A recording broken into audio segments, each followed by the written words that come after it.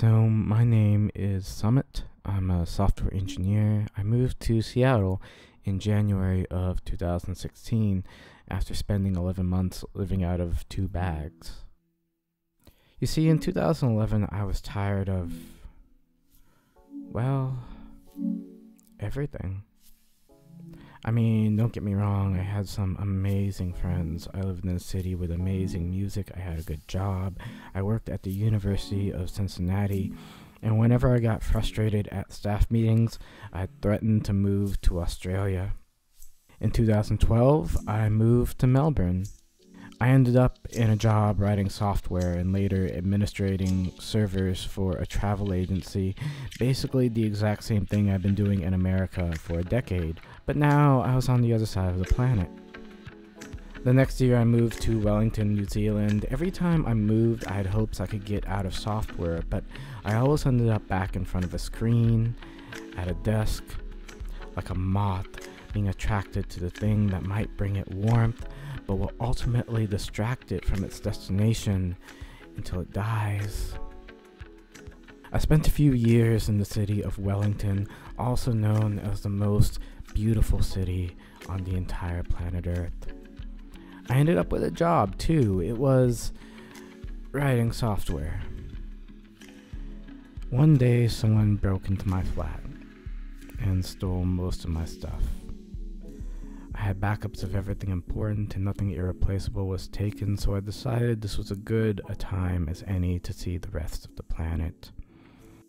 I flew around for a while. I volunteered as a feature poet for spoken word groups around Australia, Ireland, UK, and Moldova. I gave technology talks on some open source sensor software I'd written with a friend of mine back in Cincinnati. I wrote a lab manual for his class. I took photos, wrote posts, met with some amazing friends, attempted and failed to get back into graduate school, and ultimately ended up back in software, working for a company in Seattle.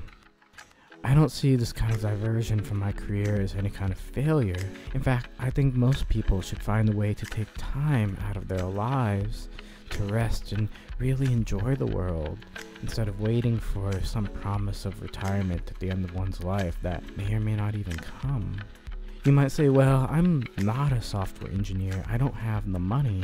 Or you might say, well, I have kids. I have a friend who lives in Germany as an English teacher and survives off less than 500 euros a month. I have two other friends who live out of RVs and plan on traveling until their kids are old enough to start school. While traveling, I got to spend a month with two friends from Cincinnati who had left everything behind to join the Peace Corps.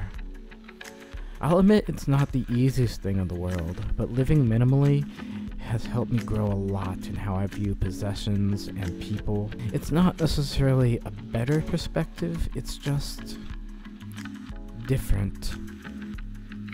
This May, I'll be leaving Seattle. I'll be scaling down from an apartment to what I can fit in the back of this Audi wagon.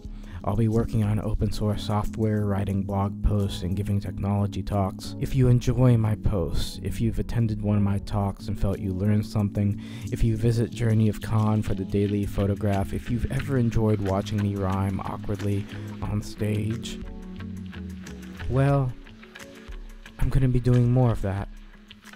And you can help. You can become a patron and support me for as little as $12 a year. You'll get access to drafts of my posts, you can vote on which topics you want me to cover, and you'll be helping me work on open source software for environmental sensor networks, what some people will call the Internet of Things. If you're curious about living minimally or nomadically, you can follow my journey as I try to figure it out. Or if you have no interest in that kind of life but still feel jealous, you can live vicariously through my photos and posts. Consider supporting me on Patreon or visit my website at battlepenguin.com.